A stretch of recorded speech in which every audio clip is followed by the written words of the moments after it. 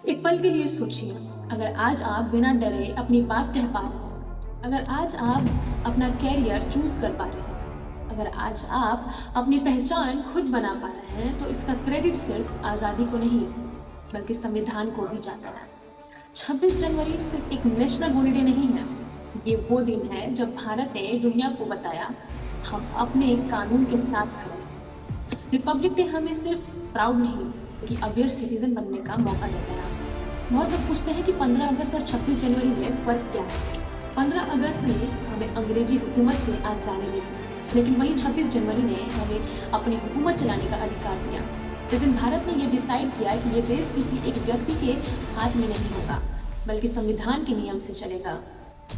ये डिसीजन आसान नहीं था, इसके पीछे सालों की मेहनत, बहुत सी डिबेट्स और कई बलिदान छुपे हुए हैं। डॉक्टर बी आर अम्बेडकर ने संविधान को सिर्फ एक कानून के रूप में नहीं बल्कि सामाजिक बदलाव के लिए देखा था। इसलिए संविधान कहता है कि सब बराबर हैं। सोचिए, एक ऐसा देश जहां पहले जाति, धर्म और जेंडर के नाम पर इंसान की वैल्यू होती थी, वहां संविधान ने कहा कि लॉ के सामने सब एक जैसे हैं। ये सिर्फ लिखने की बात नहीं थी, ये एक रिवॉल्यूशन था। हम अक्सर कहते हैं ना कि ये मेरा राइट है, right to speech, right to equality, right to freedom. लेकिन अगर हम सिर्फ बोलें और सुने नहीं, सिर्फ मांगें और जिम्मेदारी ना उठाएं, तो रिपब्लिक का बैलेंस टूट जाता है। एक एग्जाम्पल देखिए, अगर आप ट्रैफिक रूल तोड़ते हैं और फिर सिस्टम को गाली देते हैं, तो गाली सिर्फ सिस्टम के लिए नहीं होता। अगर हम वोट नहीं देते और फिर कहते हैं कि सब चोर हैं, तो हम अपना फर्ज भूल रहे होते हैं। रिपब्लिक डे हमें याद दिलाता है कि डेमोक्रेसी सिर्फ बोलने का हक नहीं, सही काम करने की जिम्मेदारी भी है। आज भारत डिजिटली स्ट्रांग है, यूथ टैलेंटेड भी है, अपॉर्चुनिटीज पहले से ज्यादा हो गई है, लेकिन साथ ही इंटॉलरेंस, मिस इन्फॉर्मेशन और इम्पेशंस भी बढ़ रहा है। रिपब्लिक डे एक मिरर है जो हमें दिखाता है कि हम किस डायरेक्शन में जा रहे हैं। अगर हम सिर्फ रिलीजन, रीजन और लैंग्वेज पे लड़ते रहेंगे, तो हम संविधान के असली स्पिरिट से दूर होते चले जाएंगे।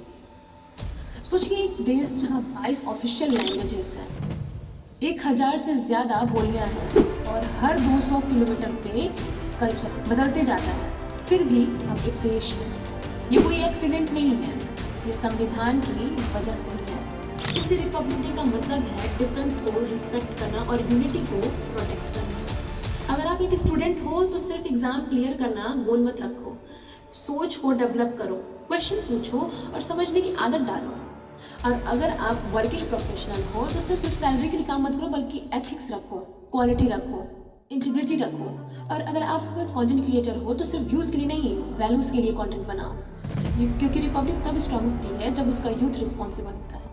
जब हम तिरंगा देखते हैं तो एक इमोशन फील नहीं करना चाहिए सिर्फ, हमें पूछना चाहिए कि क्या हम सच बोल रहे हैं, क्या हम ईमानदारी से काम कर रहे हैं, क्या हम दूसरों के अधिकार का उतना ही सम्मान कर रहे हैं जितना अपने का।